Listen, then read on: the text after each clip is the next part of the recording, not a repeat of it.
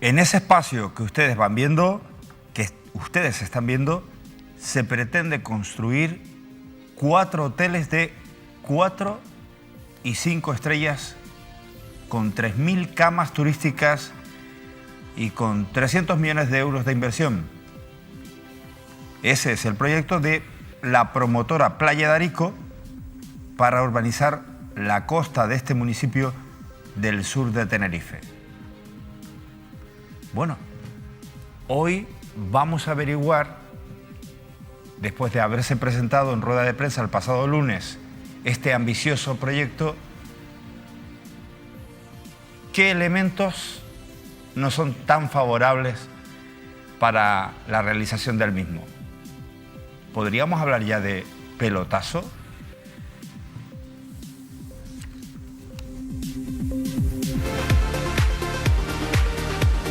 Patrocinan Canarias al Día, La Tertulia, Caja 7, Faicanes, Disa, Loro Parque, Iberia, Océano Combustibles, Grupo Número 1, Supermercados Lidl, Miranza Clínica Muiños, Banco Santander, McDonald's, Escuela de Negocios ESM, Grupo Lopezán, Obra Social La Caixa.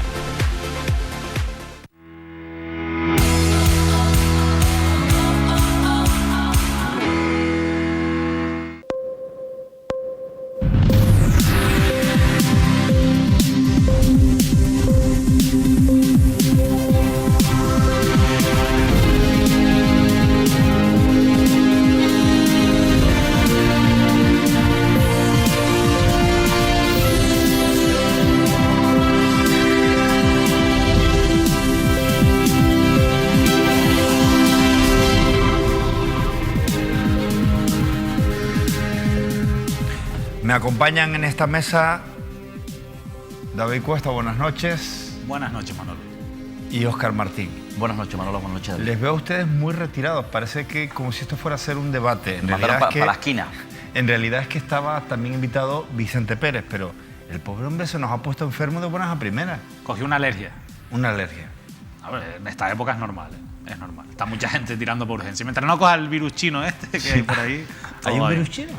Sí, está muriendo gente. Están muy preocupados porque además ya ha habido el primer afectado en Estados Unidos. Una persona que viajó a la zona afectada en China y se llevó el virus para allá. ¿Cómo estoy yo? Sí. No, es una cosa que preocupa bastante. Bueno, estas cosas al final se acaban controlando, pero preocupa mucho, porque al final China es un país que exporta muchísimo y además un virus que se contagia. Vamos a no alarmar. Vicente Pérez no tiene ningún virus chino. En todo caso, alergia a la arena que se está moviendo en la zona de Arico. Eso sí pudiera ser. Bueno, hoy tenemos muchos asuntos que compartir con ustedes. Desde ya les invitamos a participar en este tiempo de tertulia. Recuerden, ahí tienen la manera para hacerlo, la fórmula para poder compartir con nosotros sus mensajes. Por un lado tienen el número de WhatsApp, el 653-303-331. O si lo desean, @MírameTV, en la cuenta de la red social Twitter. Lo dicho, me acompañan David Cuesta y Óscar Martín.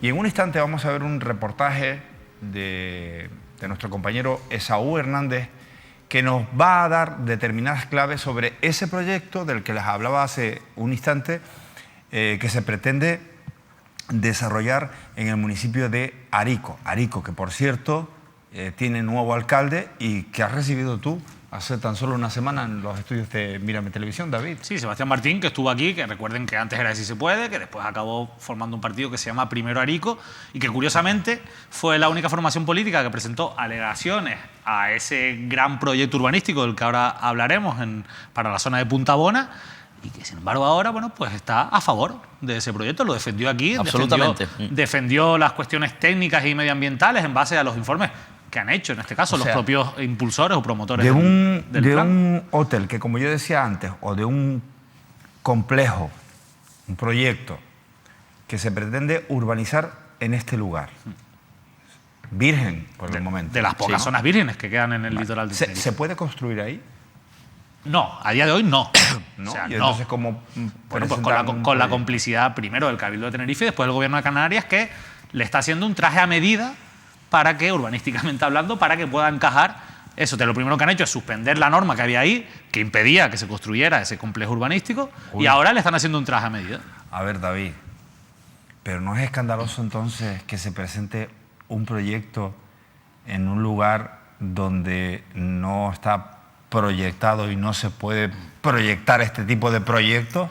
¿Eso no es escandaloso? Claro, es escandaloso si no tienes... Tú decías antes, esto es un pelotazo, preguntabas, esto tiene todos los ingredientes para hacer un gran pelotazo.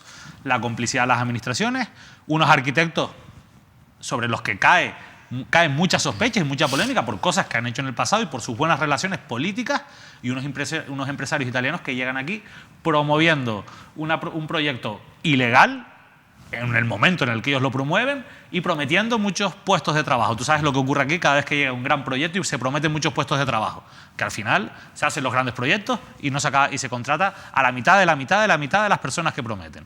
Eso es lo que ha pasado aquí históricamente. Sí. Y esto tiene todos los mimbres de ser lo mismo. Habría que preguntarle a Pedro Martín qué opina y a José Antonio Balbuena, que fue consejero del Cabildo de Tenerife y que ahora es el consejero de Transición Ecológica. Óscar, pero dice David que tuvo aquí al alcalde que pertenece al partido Primero Arico.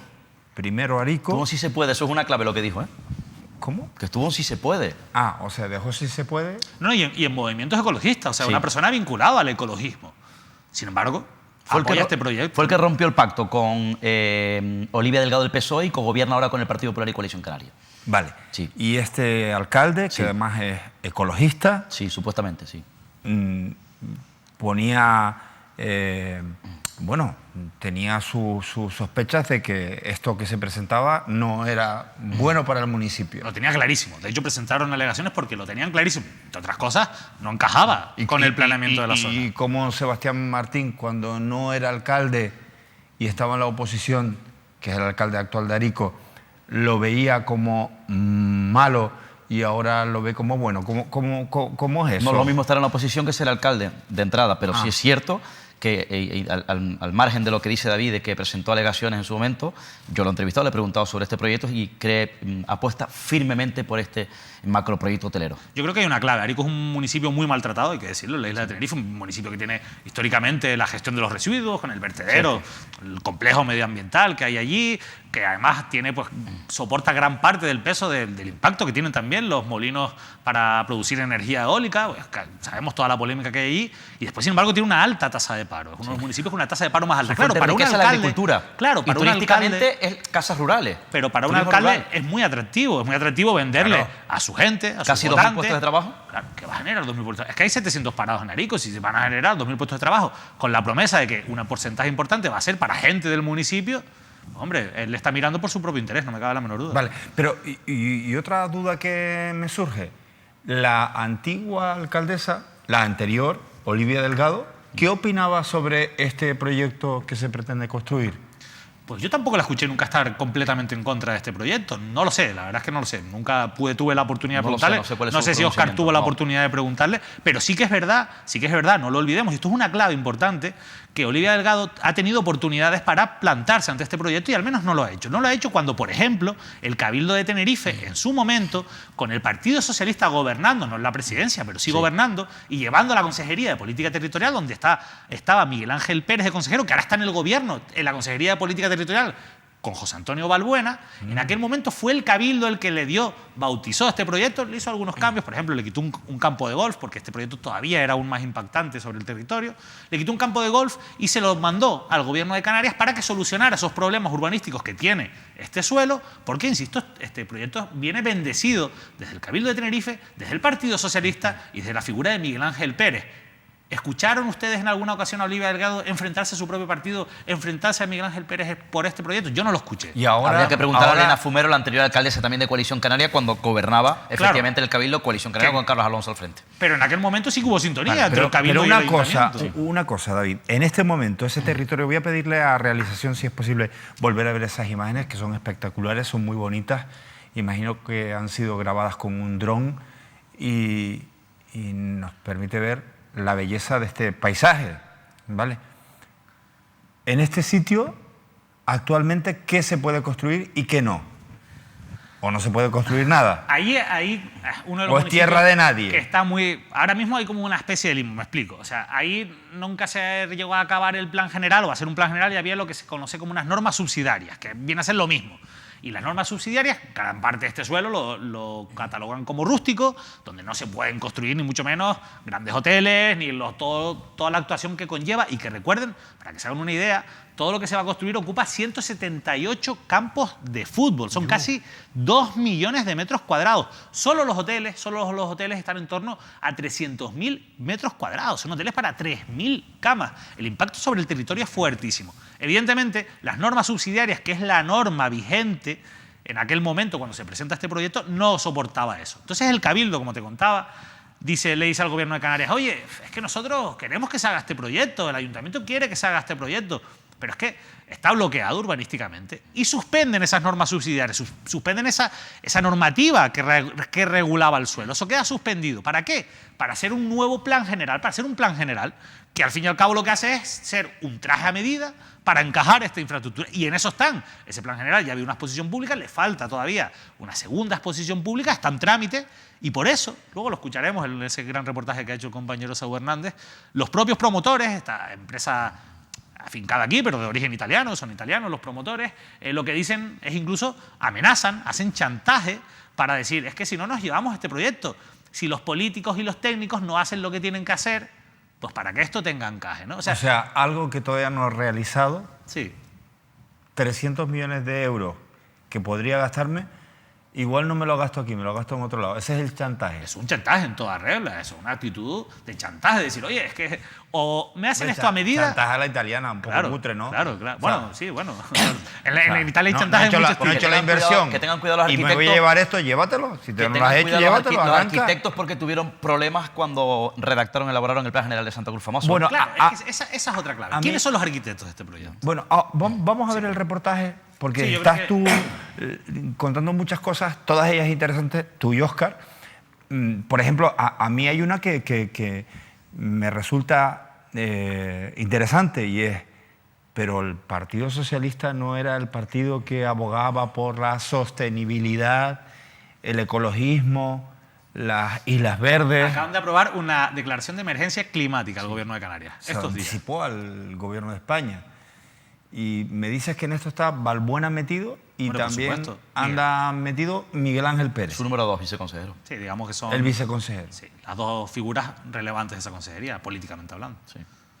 Bueno. Pero recuerda que quien estaba en esa consejería antes era Jesús Romero Espeja, que está investigado por el tema Monkey, una persona también con unos antecedentes políticos en cuestiones urbanísticas que dejan mucho que desear. Fue él quien suspendió en aquel momento las normas subsidiarias, y es este nuevo gobierno el que le va a hacer el traje a medida. Fíjate la papeleta que puede tener sobre la mesa Balbuena, que ya la tiene, que ha tenido otra papeleta caliente, que están pidiendo respuesta de él, que parece ser que él en elecciones se comprometió a revisar el expediente o la posible licencia o la posible construcción, y ahora evidentemente los tiene en contra porque se ha desaparecido. Me refiero evidentemente, son factores, circunstancias diferentes, pero con dos papas calientes, como el famoso Hotel de la Tejita, solo un hotel. Aquí estamos hablando de 4. 4 hoteles de 4 y 5 estrellas, con 3.000 camas turísticas y con 300 millones de euros de inversión.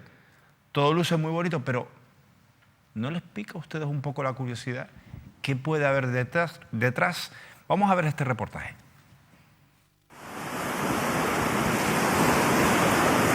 La Punta de Abona es una de esas pocas zonas costeras del sur de Tenerife sin urbanizar, pero por poco tiempo si nadie intenta remediarlo. Después de que todas las administraciones públicas hayan allanado el camino al proyecto en la pasada legislatura, solo le queda un nuevo periodo de información pública antes de que el Consejo de este gobierno de las Flores decida. Nosotros tenemos un problema, una preocupación grave con la depredación del territorio. A nuestro grupo le ha llamado mucho la atención que la presentación de este proyecto en el Museo de la Naturaleza fuera exactamente el mismo día de la declaración de emergencia climática del Gobierno de Canarias. Hasta el proyecto, que ocupará casi 2 millones de metros cuadrados, reconoce una mayor o menor afección a vegetación y faunas declaradas vulnerables o en peligro de extinción.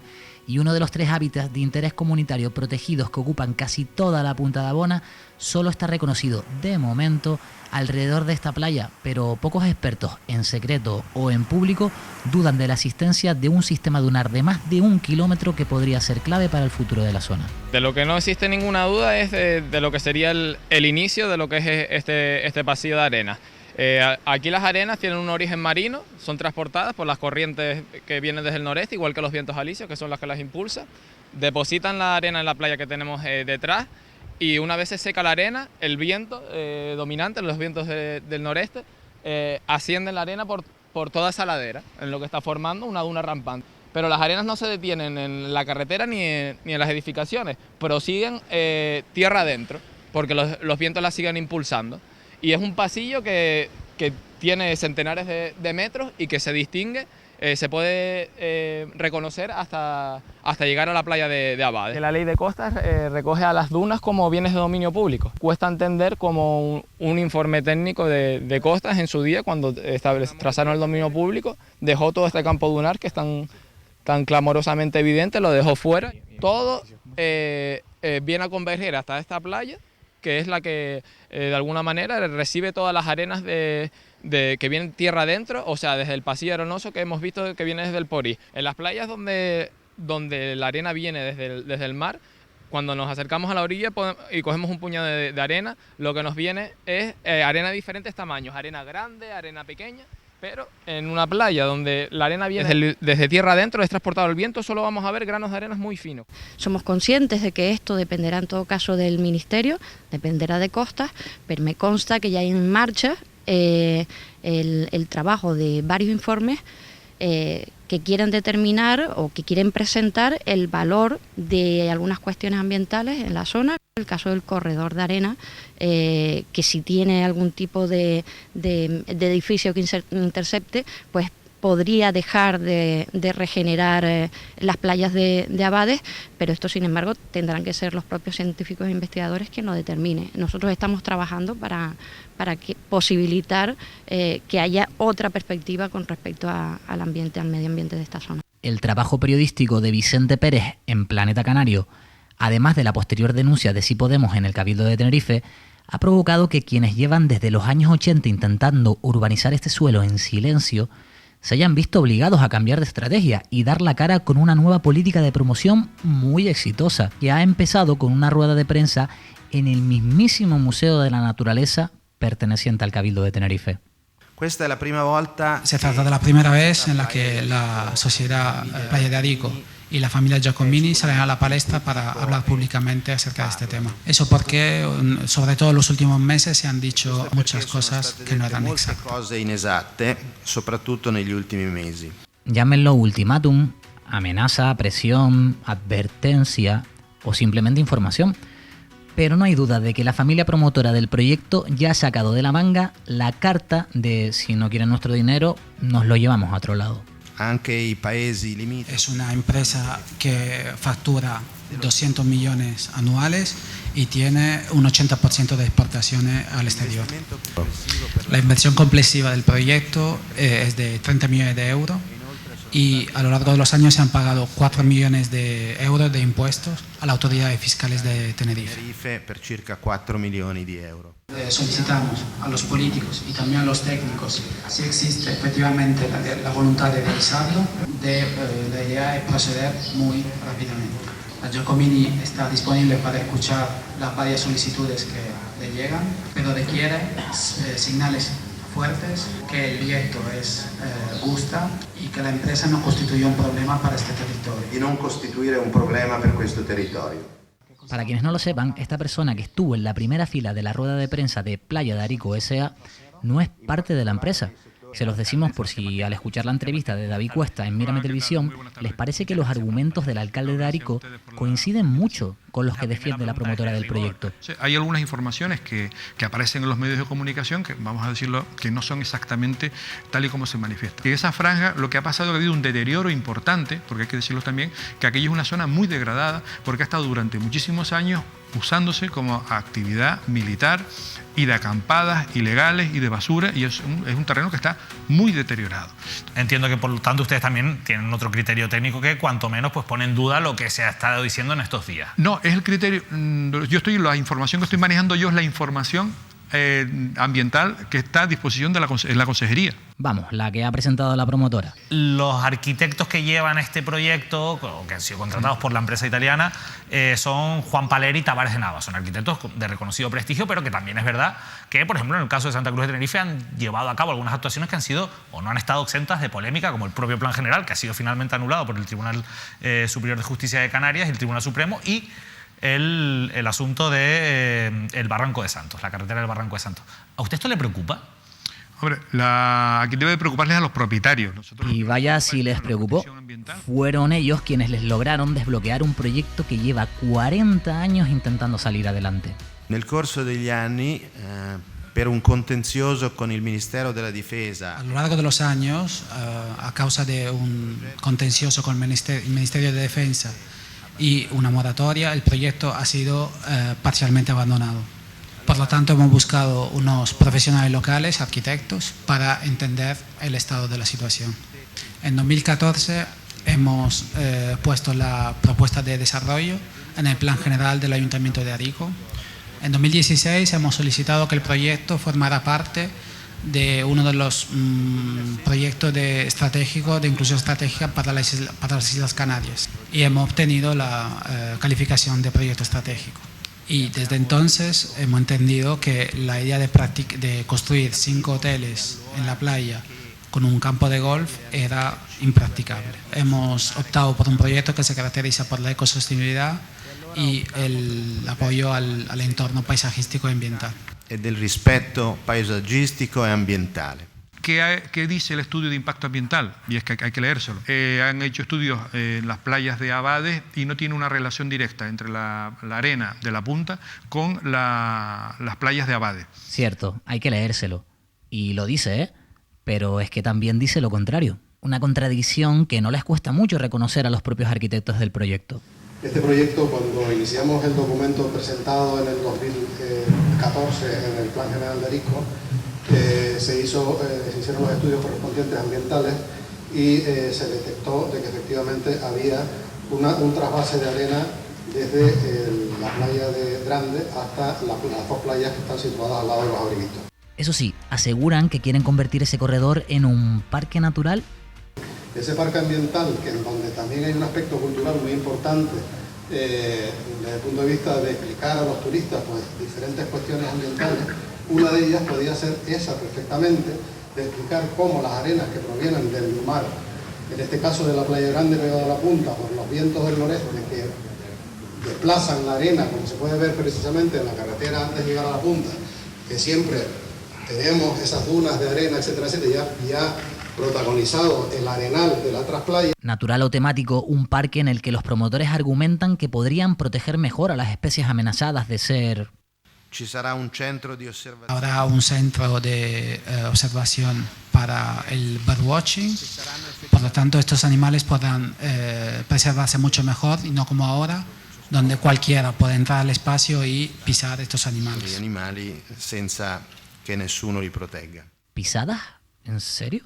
Pero reconocer la existencia de este corredor de arena aseguran que no afecta al deslinde. Y si lo hiciera, no afectaría a los hoteles, ¿no? No sé si es oportuno o no modificar el deslinde, pero de cualquier manera no afectará en absoluto al desarrollo del sector de suelo urbanizado.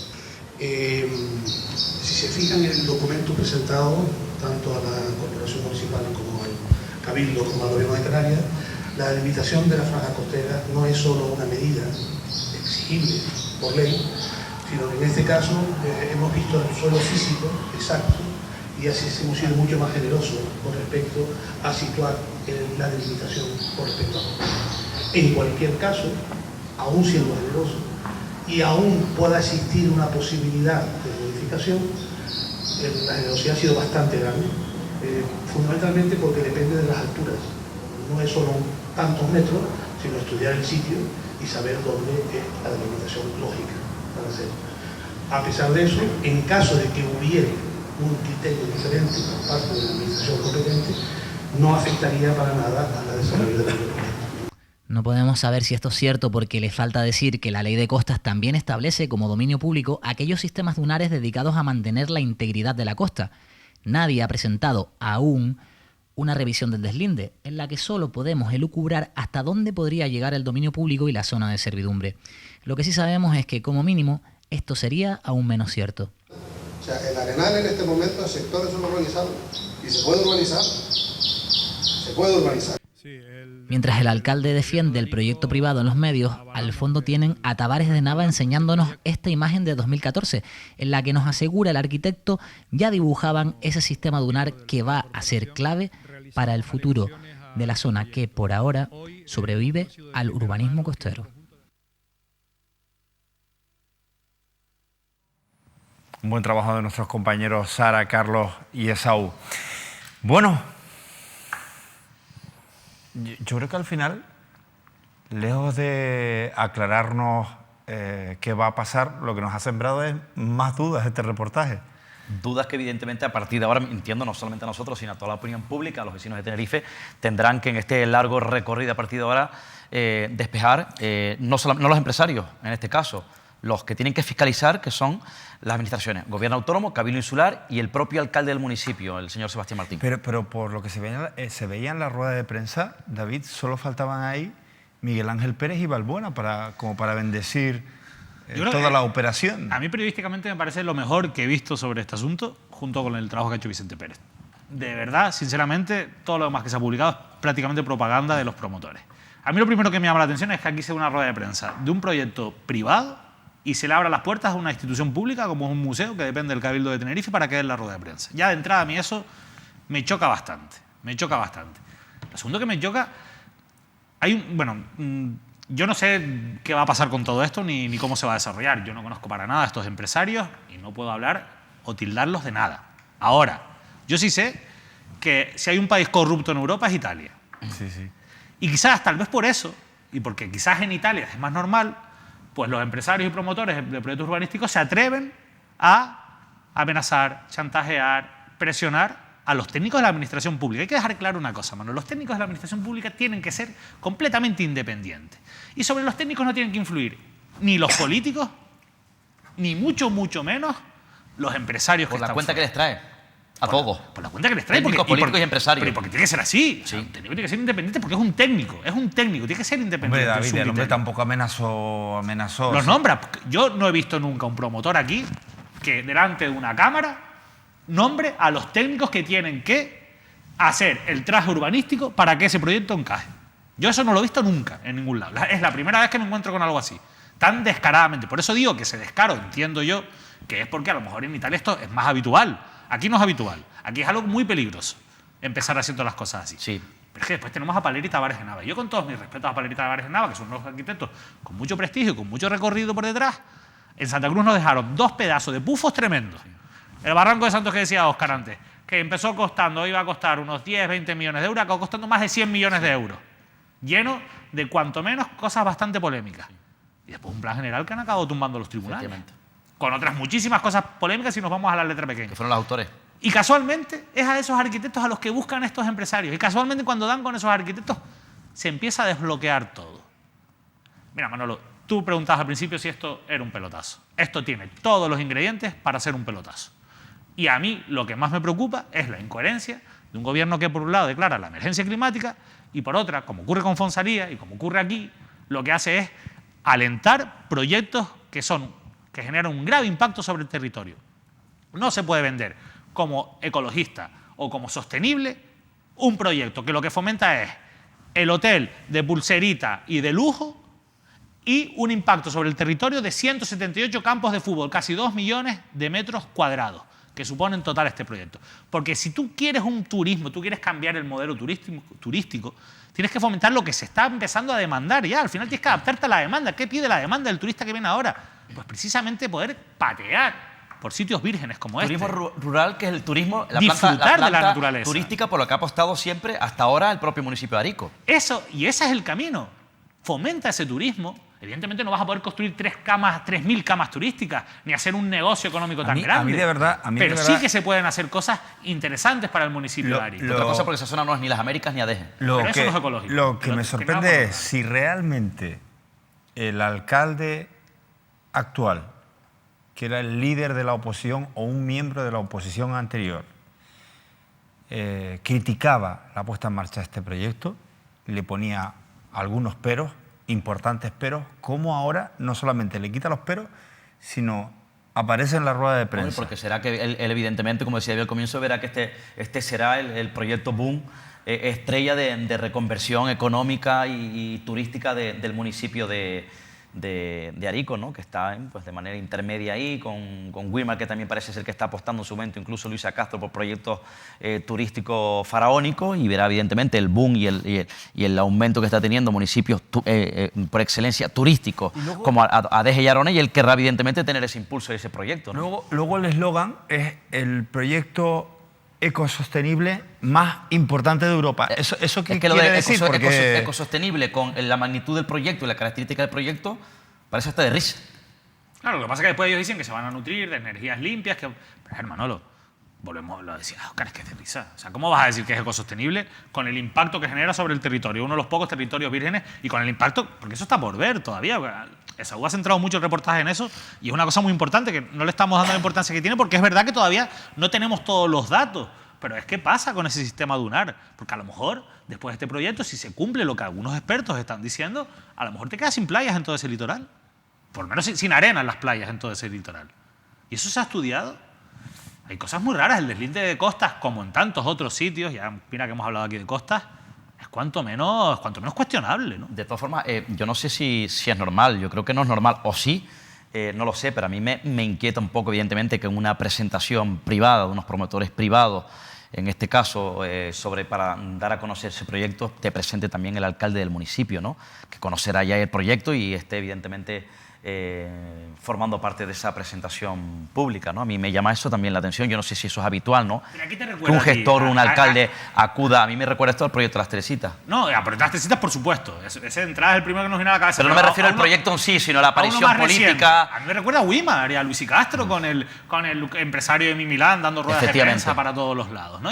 Yo, de verdad, o sea, realmente ese es el modelo. Yo digo las Teresitas no por el proyecto en sí, que no tiene nada que ver. Digo, evidentemente, la presencia, la significación política junto a los promotores en la presentación. Y vendiendo evidentemente eso me llama la atención, me recuerda a algunos proyectos, efectivamente, entre otros, como aquellos proyectos estrellas que anunciaba Luisa Castro. Y más cosas, Manolo, porque si empezamos a ver quién más está vinculado con este proyecto, pues a lo mejor nos encontramos con personas que, oye, a lo mejor no tendrían que estar ahí vinculadas a este proyecto, ¿no? A lo mejor es un poco incompatible que algunas personas puedan, o algunas empresas puedan estar impulsando este proyecto, ¿no? Por las personas que forman esas empresas. Yo creo, hay muchas cosas de verdad, Manolo, que todavía hay que investigar en este asunto. Pero también es verdad que a mí, cuando la línea entre lo público y lo privado se desdibuja tanto como en esta ocasión, cuanto menos se me encienden todas las alarmas. Dice este mensaje, promotores italianos y políticos canarios juntos, qué miedo, ¿no? Bueno, pues la verdad que sí. Oye, acabo de escuchar a Víctor, el director del programa, decirme que este es el vídeo promocional del proyecto. ¿Tiene sonido? Vamos a comprobarlo. Es que quiero que lo vean porque hay una parte que a mí no me termina de encajar. Y es cuando dice un espacio deteriorado por el hombre, ¿no? Maltratado por el hombre. Bueno, el maltrato debe haber sido municipal porque si eso hay una escombrera ilegal, pues ¿qué ha hecho el ayuntamiento? O las acampadas ilegales que ha habido. O las acampadas ilegales que ha hecho el ayuntamiento. Qué interesante. Y dice, un proyecto que tendrá poco impacto. ¿Cómo que poco impacto? No sé cuántos campos de fútbol son los que, si los ubicamos ahí, nos pueden dar una idea de... O sea, todo ese territorio se transforma por completo. Yo no digo que hay cosas que se pueden hacer en esa zona y que se puede mejorar esa zona. Esto es un interés privado claramente en destrozar un territorio, uno de los pocos territorios vírgenes que quedan en nuestro litoral.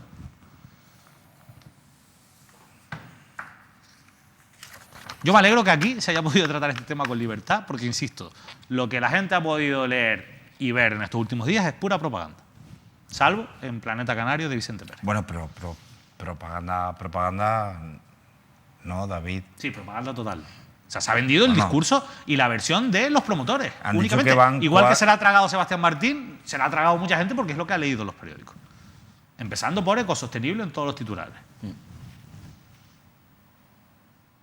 ¿Tú crees que eso es pago o no? Porque para que fuera... No me cabe la menor duda. Hombre, si alguien que invierte 300 millones en un proyecto como este, tiene una partida reservada para medios de comunicación. Eso que no te... Eso lo sabes tú mejor que yo. No sé. Bueno. Óscar Martín. Sí, cuéntame. Tenemos nueva consejera de Economía. Efectivamente. Ya saben ustedes que, bueno, contamos la semana pasada que Carolina Darias, mujer cercana, fuerte de Jerónimo Saavedra, fue quien la empujó, la que, evidentemente, el que decidió que Carolina Darias, como yo contaba, junto a Ángel Víctor Torres, ojo, que es el secretario general, formase parte del gabinete de Pedro Sánchez.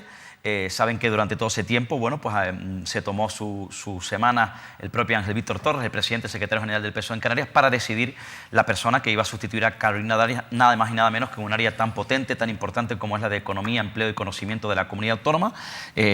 Sonaron varios nombres, se habló de Olivera, que es su viceconsejero, el hombre de su máxima confianza en asuntos económicos. Se hablaba de que podía asumir esa consejería, pero por otro lado, que Ángel Víctor Torres lo necesitaba como en la segunda línea, evidentemente, para contrarrestar, según me cuentan, el peso que tiene en Hacienda el propio Román Rodríguez. Sonó, evidentemente, salió de la quiniela. Sonaron otros, como por ejemplo que Gustavo Santana, que es el viceconsejero, podría asumir la consejería directamente y luego que entrase alguien del Partido Socialista en un cargo intermedio.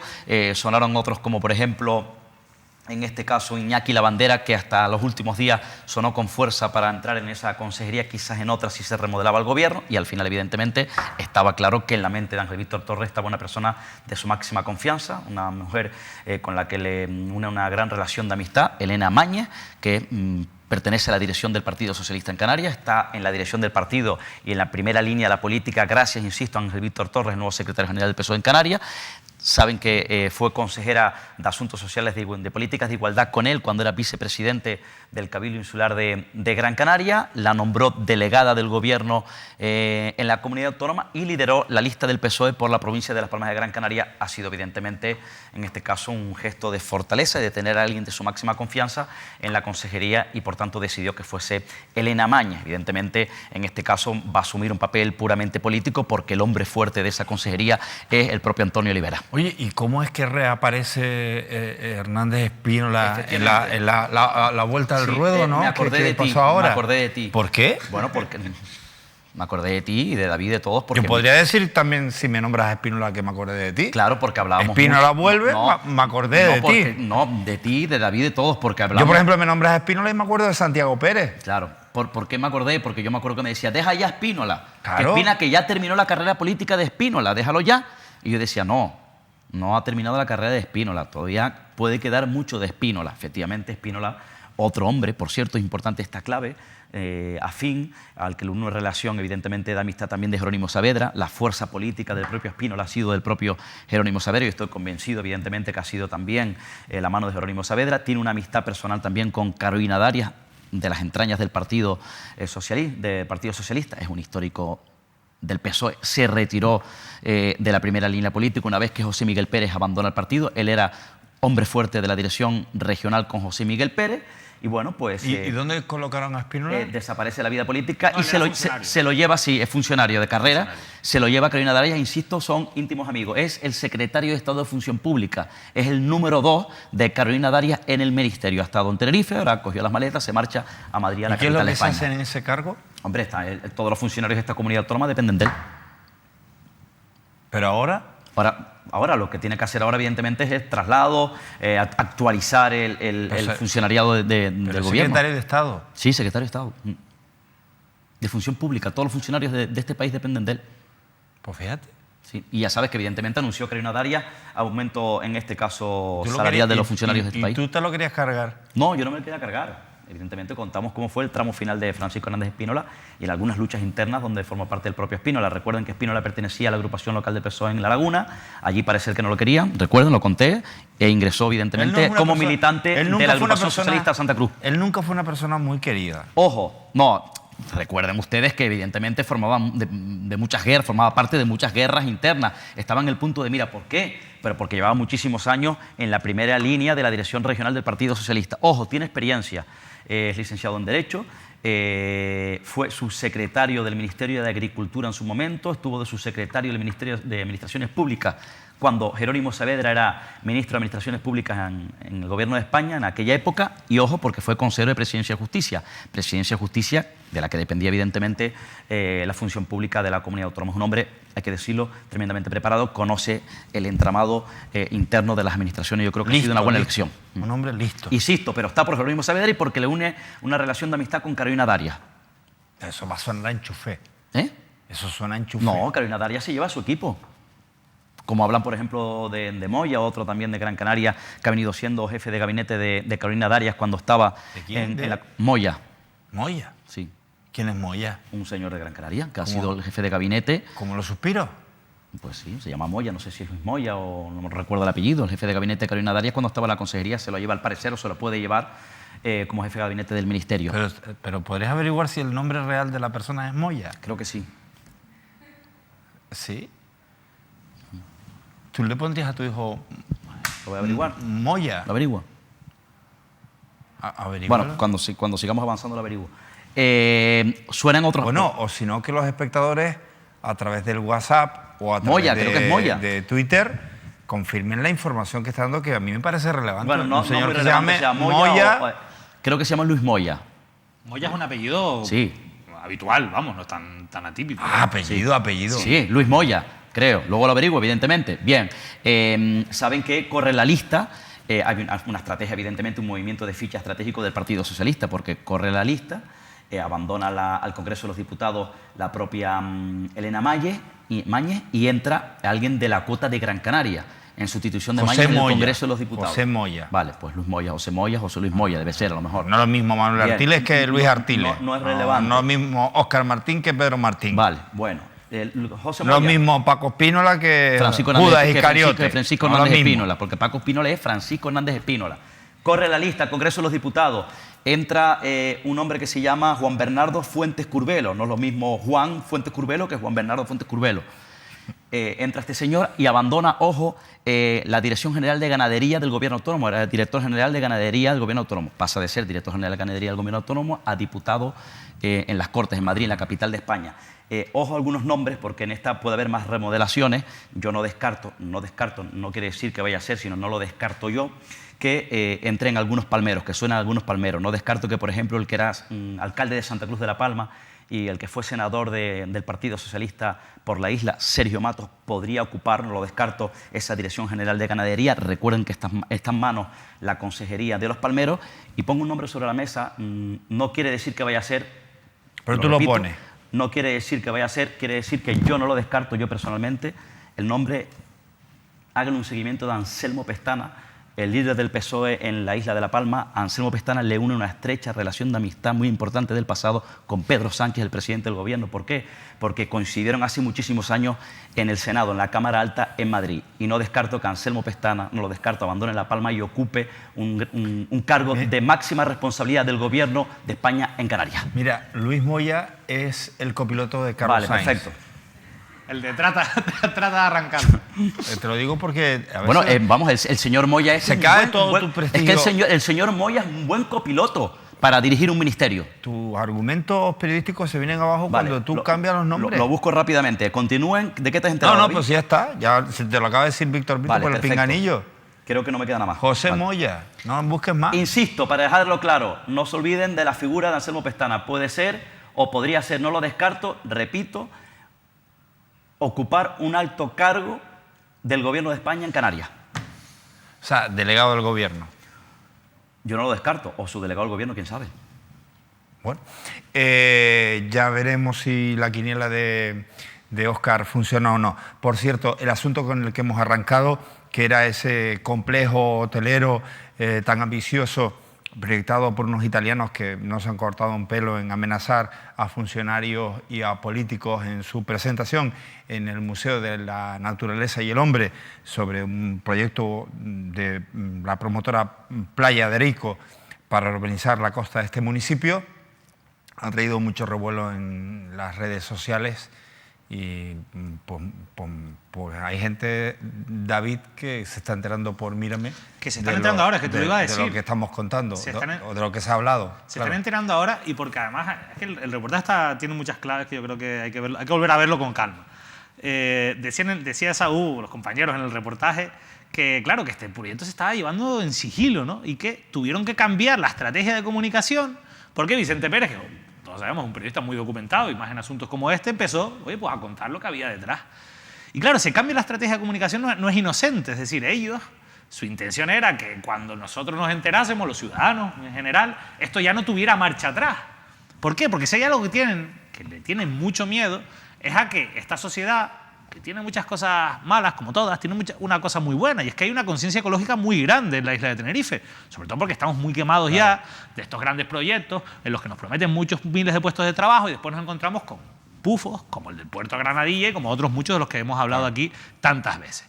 Y entonces, como la gente se empieza a enterar de la verdad y de lo que hay detrás, o por lo menos de las dos versiones que hay de esto, de la que se puede hacer desde la parte periodística y de la versión que te venden los promotores o la que vendieron en esa rueda de prensa, yo creo que va a haber una reacción ciudadana ante todo esto. Yo estaba leyendo con detenimiento, he visto mensajes muy interesantes desde cómo puede afectar esto a la apicultura, por la miel que se produce en esa zona, a las playas, a la visión que hay en esa zona del cielo. Muchas cosas que pueden perjudicar David, este proyecto. Es que, fíjate, han empezado sinceramente con muy mal pie y los propios mensajes de texto que nos han enviado los espectadores pues, nos sirven casi a modo de titular. Hombre, lo primero, no suena nada bien el que aparezcan políticos canarios con empresarios italianos. Suena a película de mafia, perdonen, pero blanco y en botella. No luce nada bonito que quien fuera líder o protagonista de la oposición y pusiera en duda, con muchas dudas, este proyecto, hoy sea el alcalde del municipio y esté sentado en primera fila en la rueda de prensa en el Museo de la Naturaleza y el Hombre. Hombre, raro suena que el mismo día en el que se proclama Canarias como un lugar, un espacio para la protección del medio ambiente, vaya y se presente. Y que además quien hace esa proclamación sea el consejero que tiene algo que ver en esto, que es Balbuena, con un compañero de partido que antes estaba en el Cabildo y que también empezaron a darle el visto bueno a todo este enrollo, que es Miguel Ángel Pérez. Hombre, y si a esto le suma que el empresario, que no debe de venir mucho por Canarias, dice aquí el idioma que hay que utilizar es el idioma de voy a amedrentar o amenazar, porque es lo que ha sonado, amenaza a funcionarios y a políticos, es decir, no amenaza. Pues si no me quieren, me voy, como a uno que le da la perreta, ¿no? Pues si esto no lo quieren, me voy con mis 300 millones. Pues si los 300 millones ni siquiera los has invertido, muchachos. Entonces, bueno. Yo creo que de verdad, o sea, vuelvo a repetir, a poquito que la gente se informe sobre esto y pueda tener acceso a la información, y para eso estamos los periodistas y los medios de comunicación, yo creo que va a haber una reacción ciudadana potente ante este proyecto. Y estoy convencido. Hay un punto de Q3, me van a perdonar los realizadores de este vídeo promocional, pero hay un punto de Q3 cuando en ese vídeo promocional se dice una zona, un espacio maltratado por el ser humano. Niño, que no es el Amazonas, que lo que captó la cámara eran 4 latas con 2 condones y 3 zapatillas viejas. Padre, no. De todas formas, esa vieja, luego vieja dice, táctica, lo de dejar abandonar un lugar y dejarlo morir para después justificar una inversión. Un entorno maltratado por el hombre. ¿Pero qué maltrato? Si es que, a ver, maltrato no desenfoquen ustedes, que es que la zona es así de árida. Otra cosa es que hay algún hediondo, que los hay, y hay algún hediondo, mire, esto, y que encima el ayuntamiento no haya hecho nada. El alcalde sentado allí de frente y no haya mandado una cuadrilla a limpiar toda esta mierda. Escombrera ilegal. Compadre, y está el alcalde sentado ahí en primera fila permitiendo que en su pueblo hayan construido una escombrera ilegal. Bueno, ya está tardando el alcalde en presentar eso, o no sé. Daño por maniobra. Pues está dejando bonito al ejército, con el que ya tuvo un contencioso, ¿no? Dice, recuperaremos el entorno. Hombre, esto no hay... A ver, recuperar construyendo arriba no es recuperar. Eso ni aquí ni en Pekín, en ningún lugar. Lo que recuperarán, evidentemente, es la inversión, eso sí. Pero...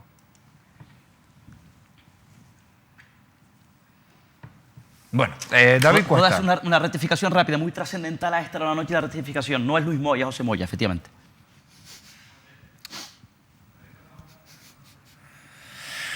Vamos a Candelaria, David Cuesta. Pero es importante. No vamos a Candelaria. ¿No? No vamos a Candelaria porque el Ayuntamiento de Candelaria pues todavía pues, las cosas ahí van pero despacio. no. Pues aquí estaba puesto Candelaria. Mal, error en ese guión. Mal ¿Estás hecho. hablando en serio? Mal hecho ese guión. Si tú estás hablando en serio, o sea, yo para ir a Candelaria pues necesito que me den información pública y no me la han dado. Pero podemos ver el edificio. Puedes ver lo que quieras, podemos ver las imágenes y ya que las grabaste, pero bueno, las vamos a usar, que vamos a hablar de Candelaria mucho, pero no hoy.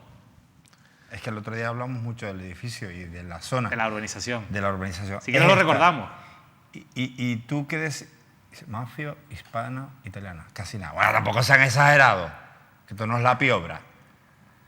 David, refrescanos la memoria, por una favor. urbanización que está muy cercana a la autopista del sur. Enfrente del que era el antiguo restaurante Archete. Una zona, además, que en su momento, unas obras que generaron mucha polémica y que incluso llegaron a bloquearle el acceso a ese restaurante, que acabó cerrando, entre otras cosas, por los daños que le provocó esta urbanización. Y ahora nos hemos enterado, primero, que esta urbanización es ilegal, que desde el Ayuntamiento de Candelaria se hicieron una serie de actuaciones, una serie de informes para favorecer al empresario que promovía esto, olvidando, por ejemplo, que parte de ese suelo era rústico o que afectaba a un barranco, y que casualmente ese empresario es nada más y nada menos que Antonio Plasencia, con la empresa promotora Punta Larga, a través de su hijo, de Carlos Plasencia, y que el funcionario uno de los funcionarios investigados en este asunto, porque hay 6 personas que están siendo investigadas en el juzgado de Weimar, uno de los funcionarios que miraba para otro lado y obviaba en sus informes que parte de ese suelo era rústico y por tanto no se podía levantar esa urbanización, pues mientras trabajaba para el ayuntamiento, también trabajó para Antonio Plasencia, porque se montó su empresa. Esta es una de las preguntas que le hemos hecho al Ayuntamiento de Candelaria sobre la compatibilidad de esta persona, si finalmente la tiene concedida como tal, porque lo que sí sabemos es que mientras trabajaba, insisto, era funcionario del Ayuntamiento de Candelaria, lo sigue siendo a día de hoy, también tenía su empresa privada y hacía proyectos, no en Candelaria, pero sí, por ejemplo, en Santa Cruz de Tenerife, para el constructor Antonio Plasencia, que como saben está en la cárcel por el caso de las Teresitas. Bueno, una cuestión que ha pillado muy bien la Fiscalía, de Medio Ambiente en Santa Cruz de Tenerife, y que ha presentado una denuncia en los juzgados que ya se está investigando. Nosotros le hemos preguntado al Ayuntamiento de Candelaria la semana pasada, todavía no nos han dado la información, yo sé que no es una información fácil, pero que necesitamos saber qué ocurre con este funcionario y con esa compatibilidad, si efectivamente pidió la compatibilidad, cuándo pidió esa compatibilidad, y hemos preguntado también cuál es la situación urbanística de esta urbanización, donde nos consta que está viviendo gente, y ha vivido gente, a pesar de que... Con un alquiler alto. Exacto, con un alquiler además bastante alto, a pesar de que en la denuncia de la Fiscalía, la fiscal dice: aquí no hay certificado final de obra, o por lo menos el Ayuntamiento a la Fiscalía no le ha hecho llegar el certificado final de esa obra, por lo tanto resulta cuanto menos sorprendente que se pueda estar viviendo allí. Por eso le hemos preguntado al Ayuntamiento que nos diga cuál es la situación urbanística de esta cuestión. Nos lo vamos a preguntar al Ayuntamiento por cosas que le van a preguntar cuando este asunto se empiecen a declarar y a pasar por el juzgado todas las personas, entre ellos el exconcejal de urbanismo Domingo Ramos, que de momento es el único político investigado por esta cuestión. Pero a mí me da, y mucho me huelo, que cuando se empieza a tirar de este asunto, ya no va a ser tanto un problema solo de la anterior corporación, de Gumersindo García y de aquella época, como también de la actual. Porque digo, hay algunas cosas que por lo menos en teoría, con lo que dice la denuncia de la Fiscalía, a mí no me cuadran. Veremos cuándo el Ayuntamiento, que yo espero que sí, sea transparente y bueno, pues nos abra sus puertas a esa documentación pública para saber, esperemos que no tener que ir al comisionado de la transparencia, para saber cuál es la situación de este lugar. Nos vamos a publicidad, en unos minutos continuamos con la tertulia.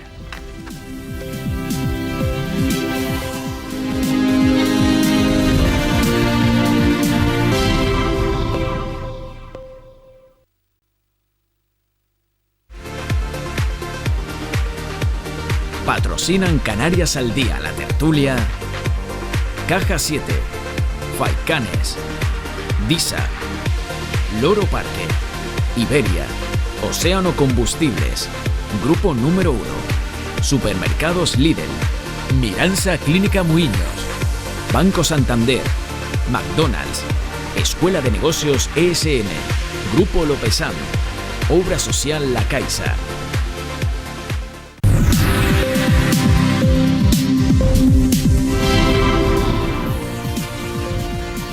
Continuamos con todos ustedes que están participando activamente en el chat de WhatsApp y también, por supuesto, a los que utilizan Twitter y están conversando sobre los asuntos que aquí planteamos. Ojo, empezamos con un asunto polémico, la de la instalación de ese importante complejo hotelero que cambiará todo el entorno de Arico, de la costa ariquense, con 4 hoteles de 4 y 5 estrellas, una inversión de 300 millones de euros, unas 3.000 camas, más todo lo que viene detrás. Pero no digo que nos vamos con otra polémica, esta que hoy destapamos aquí en Mírame Televisión, lo que hay detrás de ese complejo, o mejor dicho, lo que no se ha contado, y este otro, que es ese juicio que se celebraba el pasado lunes por la discriminación de la mujer en la hermandad del Cristo de la Laguna. Bueno, hasta ahora sabíamos que en la hermandad podían participar de ella hombres. Bueno, pues alguien ha decidido mover el asunto y cambiarlo, lo ha denunciado. Y este es el resumen de lo que pasó el pasado lunes. El juicio contra el Obispado de Tenerife y contra la esclavitud del Cristo de la Laguna por impedir que las mujeres se puedan unir a esta hermandad está visto para sentencia. Pero antes de que la jueza lo dictara, el fiscal respondió al abogado de la hermandad que no hay acuerdo, ni tratado internacional, ni concordato con la Santa Sede, ni sursum corda que pueda contradecir el artículo 14 de la Constitución, que establece el derecho fundamental de igualdad, sin que pueda prevalecer discriminación alguna. La Fiscalía en el juicio ha informado a favor de la incorporación de las mujeres, pero es una posición jurídica. A nadie nos gusta que por ser mujeres nos discriminen. Estamos en un mundo en el que nos ampara la Constitución y nos ampara una serie de leyes y no tienen por qué. Y el argumento de la parte contraria es que no están sujetos a esas normas. Ellos se sujetan por el poder de autoorganización. O sea, sus estatutos, que eso es una normativa interna de la asociación, y el derecho canónico y tratados internacionales. Tratados internacionales contemplan la igualdad. Derecho canónico no discrimina tampoco. No se dice eso. Lo que decimos es que... Pese a que ese fue el argumento principal que defendió en la sala, pero que solo tiene grabado el juzgado porque la jueza no permitió que los medios gráficos se quedaran, fuera se limitó a exponer el si no te gusta, eres libre de hacerlo fuera. El momento en que cualquier persona, incluida la demandante, tiene derecho a crear su propia asociación y ningún impedimento legal ni jurídico existe para tal fin, con independencia de lo que se pueda decidir en el seno de la hermandad. Es decir, en el ámbito civil hay asociaciones de mujeres, hay asociaciones de hombres, hay asociaciones mixtas, y eso no implica que se esté infringiendo el ordenamiento jurídico. Pero esta asociación es la que no permite la integración de una mujer, por tanto se está vulnerando una 1365. Nosotros no lo vemos de esa manera. Ese argumento no es suyo. Se lo copió al abogado del obispado que en sede judicial, porque a cámara no le autorizaron a hablar, soltó es que también hay gimnasios solo de mujeres, para asegurar que el obispo no puede imponer una modificación de los estatutos a los fieles. Pero sí que tiene esa potestad. Lo que pasa es que el obispado argumenta lo de las asociaciones femeninas para no considerar que la discriminación a las mujeres sea una cuestión inaceptable en derecho, pese a contradecir un derecho constitucional. Es que nadie nos dice por qué no podemos entrar, solamente porque hay un artículo que es el 1 que dice caballeros.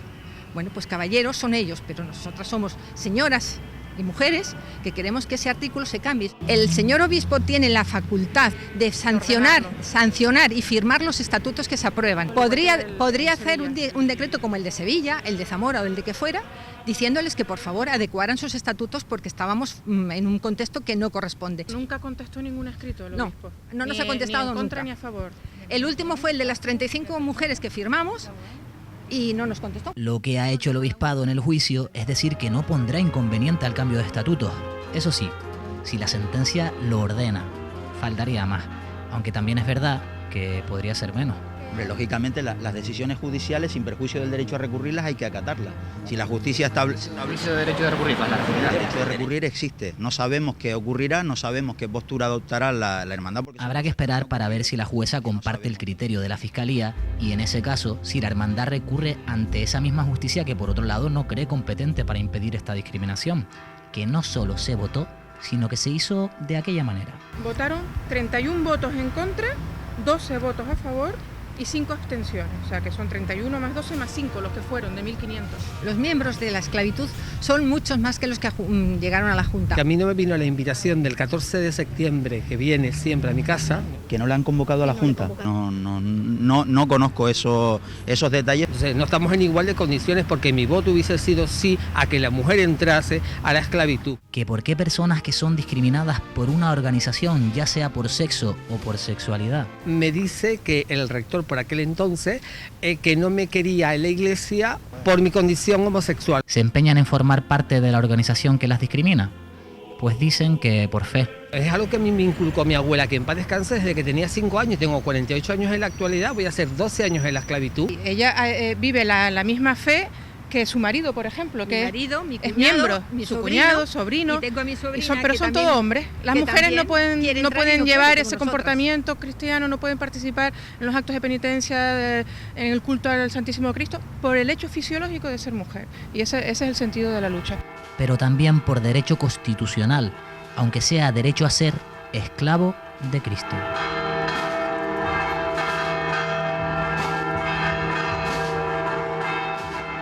Bueno, pues ya lo han visto ustedes. Por lo pronto, la esclavitud sin esclavas. Sí, bueno, aquí se mezclan o se enfrentan dos cuestiones, ¿no? Por uno, la legalidad, los derechos y la igualdad que recoge la Constitución. Y después, por otro lado, una tradición machista. A nadie se le escapa que la Iglesia tiene muchas tradiciones machistas, pero también a nadie se le escapa que la Iglesia está en un proceso de adaptación a los nuevos tiempos y de intentar, bueno, sobre todo con la figura del último Papa, ¿no? Que la verdad es que mantiene unas posturas impensables hace unas décadas en la Iglesia Católica.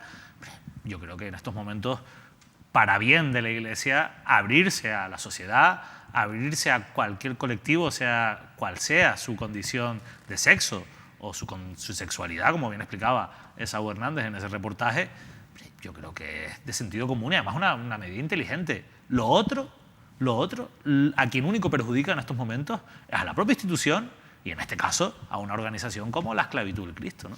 Poco más que aplicar, evidentemente, lo que se está juzgando en este caso es que habrá una pronta, seguramente, resolución judicial. Es una discriminación de igualdad. En este caso hay que lanzar un mensaje efectivamente de reconocimiento no solamente a Teresa Laborda, que es la voz de tantas mujeres en La Laguna que llevan luchando efectivamente para formar parte, igual que los hombres, en la esclavitud del Cristo de la Laguna, 20 años luchando. En el año 2018 fue cuando presentó esa denuncia y evidentemente la papeleta, sin lugar a dudas, independientemente de ese reconocimiento o esa próxima resolución judicial, después de ese visto oral que marcará un antes y un después, está, por supuesto, en el obispado y en la hermandad. Bueno, quiero que vean este vídeo. Parece de película. Hay incluso quien ha cuestionado que sea verdadero, que sea auténtico. Pero bueno, vamos a verlo primero. Mira, ¿no tienes? ¿Tienes el vídeo? Sí, tiene el vídeo. Mira. No me jodas, chico. Ven para acá, mira. Mira esto. ¿En serio? Mira. ¿En serio? Mira los plásticos. Mira, tío. No me lo puedo creer. Mira esto. Chicos, no me lo puedo creer lo que estoy viendo. Te acabas de quedar loco, ¿En serio? Nylon y todo, mira. ¿En serio? Mira. Wow. Mira esto. Wow. Lo que comen los bichos estos. Increíble, colega. Increíble, nos vamos a quedar sin pescado. Mira eso, hasta la plástico, puro plástico, hermano. increíble. Marci, buenas noches. Hola, buenas noches. Tú eres la persona que grababa este vídeo. ¿Es auténtico, es real? Sí, por supuesto. Lamentablemente es real. Ojalá no lo fuera. Oye, ¿dónde fue la grabación? ¿Cómo surgió la idea? Porque ustedes, me imagino, ¿sospechaban que el pescado traía plástico dentro? Sí, el chico que sacó la lubina pesca hace muchos años, desde que era pequeñito. Y bueno, nosotros somos surferos, somos bugueros y siempre estamos allí, es nuestro sitio, para coger olas. Y ese día, pues precisamente salimos a coger olas y nos quedamos un rato allí en la playa, en la orilla. Y él venía de pescar y a unos, no sé, 100 metros, 200 metros estaba. Sí.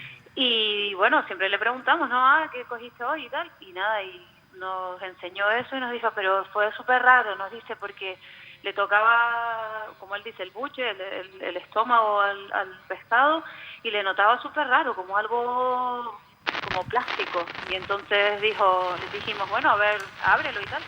Pues lo abrió y él dijo, no, pon el vídeo. Yo dije, no, le hago una foto. Él dice, no, pon el vídeo porque aquí hay algo raro. Ahora, yo pensaba sinceramente que era una bolsa de plástico o algo así, pero no nos imaginamos que era todo el plástico que tenía el pescado, que es súper pequeño, vamos, para la cantidad de plástico que tiene, ¿no? ¿El pescador te contó que era el primer caso de este tipo con el que se encontraba?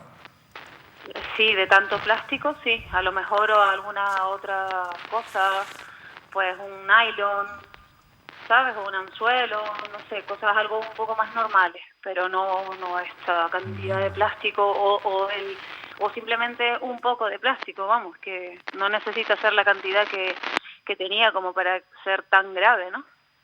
Decías en el vídeo, nos vamos a quedar sin pescados.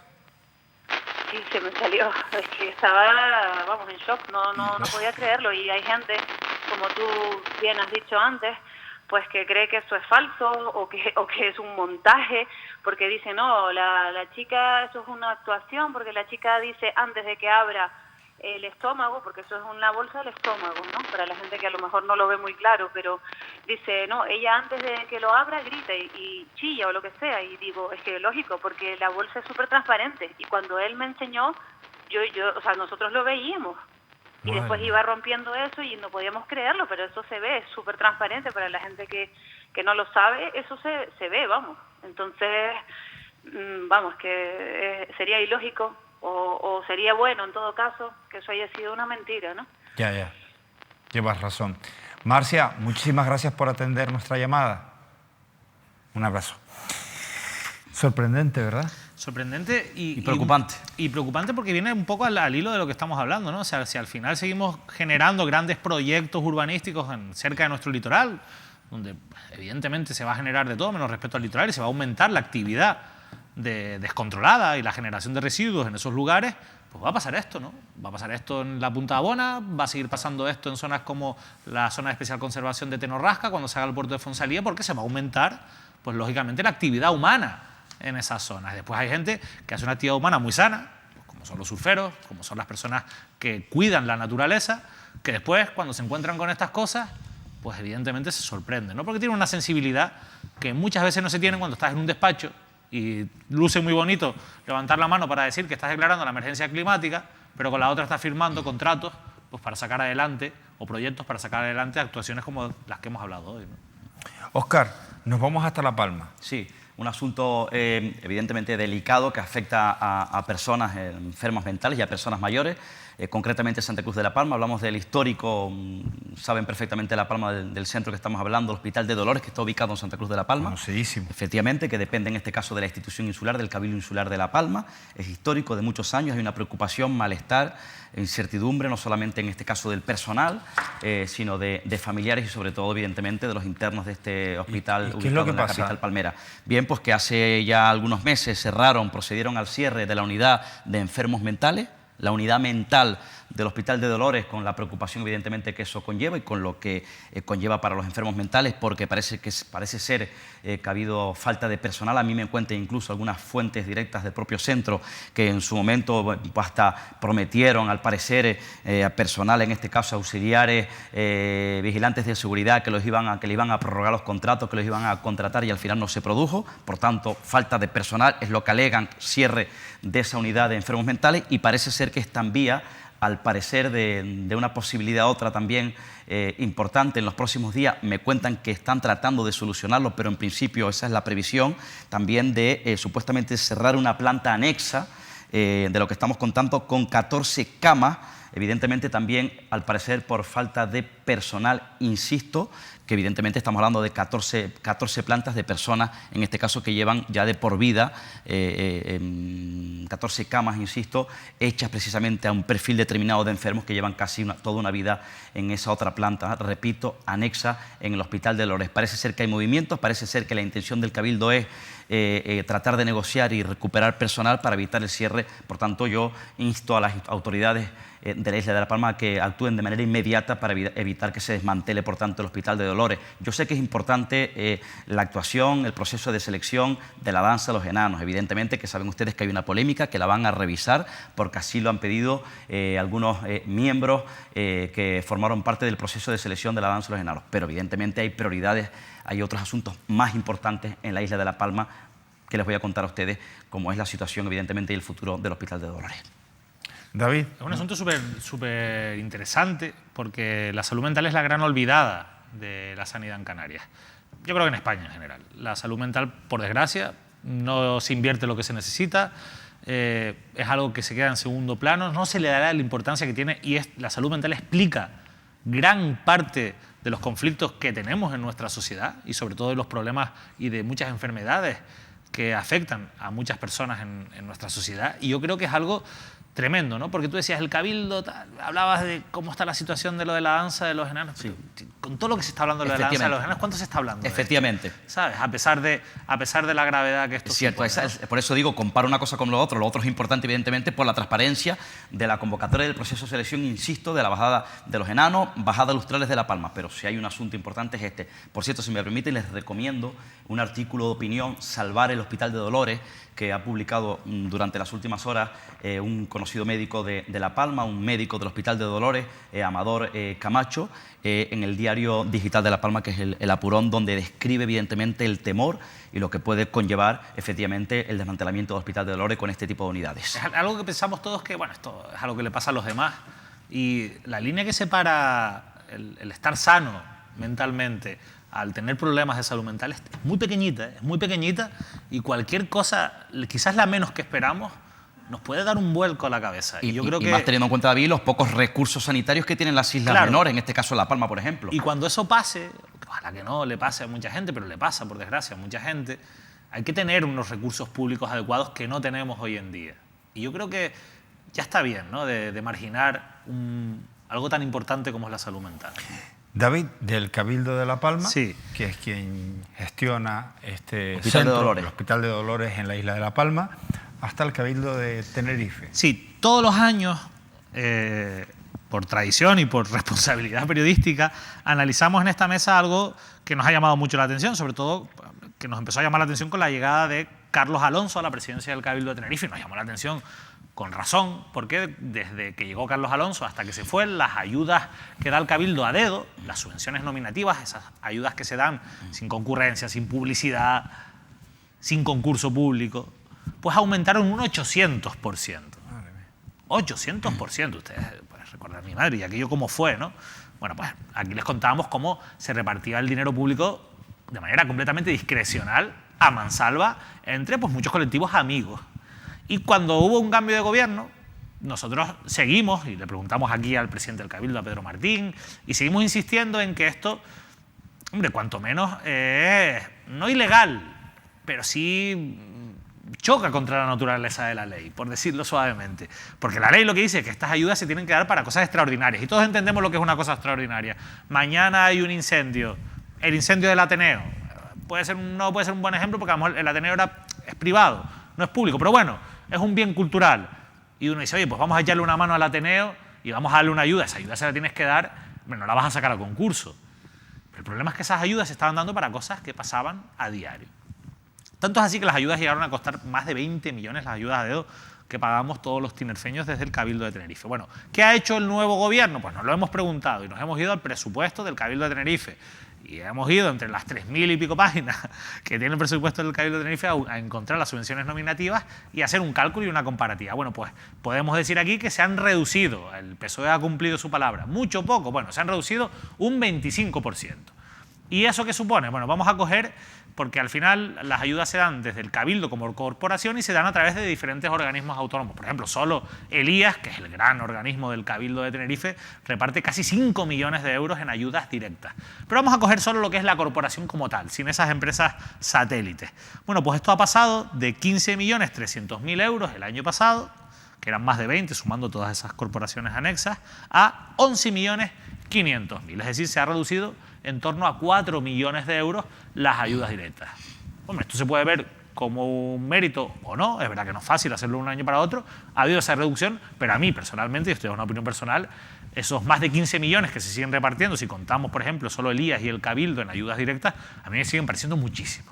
Y si vas a la letra pequeña de esas ayudas directas, te encuentras con que se siguen dando a dedo mucho dinero a cuestiones que no tienen ninguna justificación.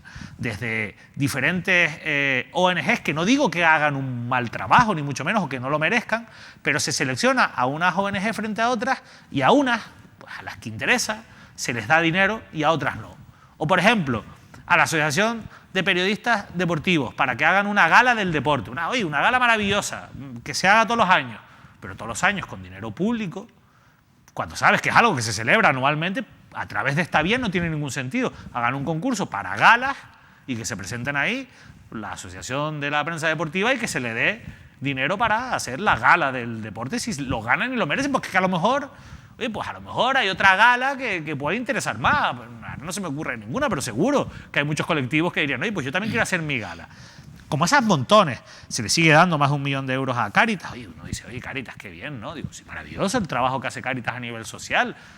Oye, volvemos a lo mismo, no es la única ONG, hay otras muchas, ¿no? Y les cuesta muchísimo. Lo veíamos cuando hacíamos el telemaratón solidario, cómo se quejaban de que es que el dinero de la subvención no les llega y que después muchas se dan a dedo, lo decían aquí varias organizaciones aquí en Mírame Televisión. En general, ustedes pueden buscarlo, se van a los presupuestos, página 474, y allí tienen pues todas esas ayudas que se dan, por ejemplo, a la COE, a la Patronal de los Empresarios, ayudas directas del Cabildo de Tenerife, a la Cámara de Comercio. Bueno, insisto, muchas cosas que bajo mi punto de vista no tienen ninguna justificación, o al Club Deportivo Tenerife, que de nuevo se le vuelve a inyectar 1 millón de euros para la ciudad deportiva que está construyendo, y esto cuanto menos genera un debate social bastante interesante. ¿Qué no está? Porque, oye, se ha recortado, hay cosas que se han recortado. Pues algo que me llama mucho la atención y que me ha generado ya alguna preocupación en cuanto, yo creo que es una iniciativa interesante. A mí no me gustaba que esa iniciativa, no me gustaban algunas cosas de esa iniciativa, y no me gustaba cómo se financiaba esa iniciativa, que era a través de estas vías de las ayudas directas, que es la Tenerife Land Party. ¿Qué pasó con eso? Claro, esto ha habido un follón con esto, porque encima que se financiaba de esta manera, después les costaba llegar el dinero. Claro, los funcionarios ponían reparos porque aquello no estaba muy claro. Nosotros fuimos los primeros que lo contamos aquí en su momento. Bueno, pues ahora mismo no está aquí. Yo he preguntado y lo que me han dicho es que esto se va a hacer ahora a través de una de las empresas del Cabildo, que es Parque Tecnológico, que lo tiene que sacar a concurso, y yo espero que esto vaya rápido porque se les echa el tiempo encima y es complicado hacer este concurso. Ya tendrían que haber estado trabajando en ello si no lo han hecho. No lo sé, lo que sé es que se hará, según me cuentan, a través de Parque Tecnológico. Pero en general ahí nos quedamos con el titular. El Cabildo ha reducido un 25% las ayudas a dedo, pero mantiene todavía más de 15 millones de euros que se dan de manera directa a través de estas subvenciones nominativas.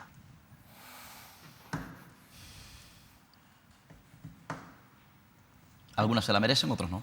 Sí, sin duda. Ya te digo que aquí, uno puede coger aquí. Algunas son incomprensibles. Algunas están justificadas. Otras son incomprensibles. Probablemente se las merezcan todos. Sí. Todos los que están aquí probablemente se las merezcan. Pero injustificadas. Otra cosa es que estén justificadas por esta vía. Oye, si no vete a un concurso... Claro. Yo es que el ejemplo de las ONG me parece el más... ¿Por qué una ONG por encima de otra? ¿Por qué?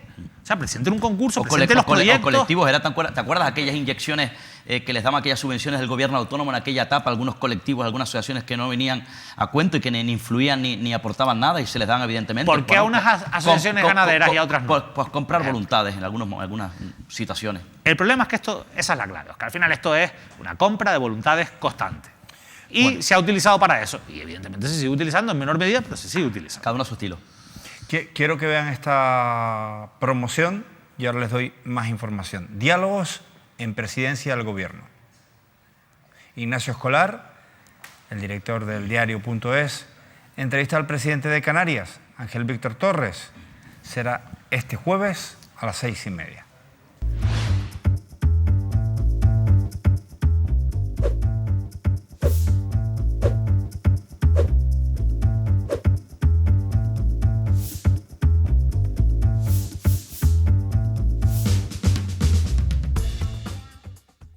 Que sepan que la entrada es gratuita.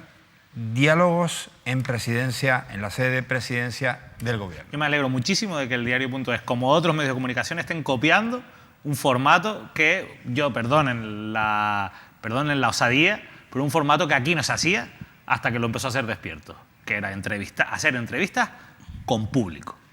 Y eso es algo que por desgracia, de momento, solo aceptó Narváez Quintero en su momento. Tú estuviste allí en ese programa, y es algo que otros medios están copiando en otros muchos lugares. A mí me parece maravilloso, porque creo que los políticos tienen que aprender a perderle el miedo a la gente y a no venir solo a entrevistas pactadas o a entrevistas en estudios cerrados, y a abrirse, a que la gente pueda ver y, por supuesto, también que pueda preguntar en esta entrevista. Yo espero, no lo sé, la verdad que no sé cuál es el formato, pero espero que también se pueda preguntar desde el público sobre lo que han escuchado en esa entrevista. Me parece una iniciativa muy interesante y aprovecho para meter la cuña, y en la próxima semana anunciaremos muchas novedades con Despierto, muchísimas.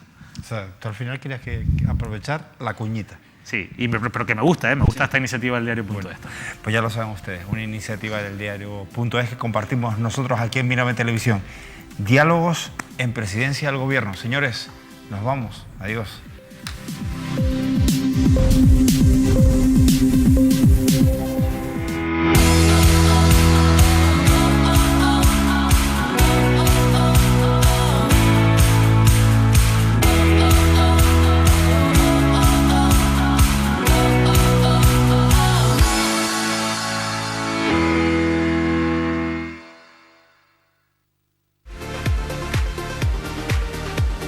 Patrocinan Canarias al Día, La Tertulia, Caja 7, Faicanes, Disa, Loro Parque, Iberia, Océano Combustibles, Grupo Número 1, Supermercados Lidl, Miranza Clínica Muiños, Banco Santander, McDonald's, Escuela de Negocios ESN, Grupo Lopezán, Obra Social La Caixa.